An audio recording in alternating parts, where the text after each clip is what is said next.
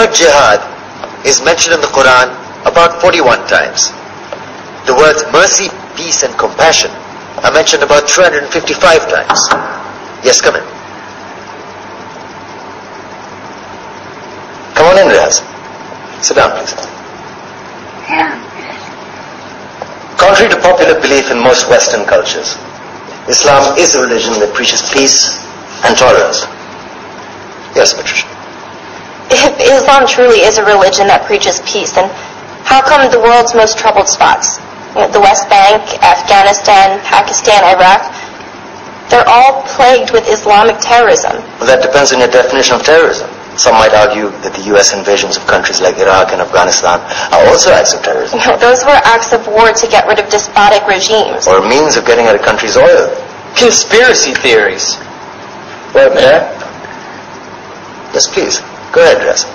Mr. Khan is right. I mean, if we're talking about terrorists, the world's biggest terrorists are the white superpowers. Come on now. No, really, stop and think about it. Explain 9/11. Okay. Do you know how many people died in the Twin Towers strike? Around 3,000. And do you have any idea how many people died in the bombing of Afghanistan? Take a wild guess. More than 15,000 people died. And that's just conservative figures. About 50,000 tons of explosives were dropped on innocent civilians. Men, women, children. Yeah, but that was because of the Taliban. Now that you brought it up, did you know that the Taliban was a creation of the CIA to fight the Russians? Whatever. They were still harboring terrorists. Yeah, right. Terrorists that were never found. Just like the weapons of mass destruction that were never found in Iraq. Do you want to get into the death toll in Iraq?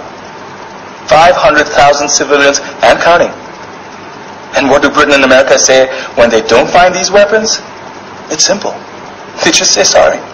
And still refuse to relinquish control of these countries. What are you trying to say? What I'm trying to say is that just because you're American, wear a fancy suit, and call yourself the president, doesn't make you any less of a terrorist.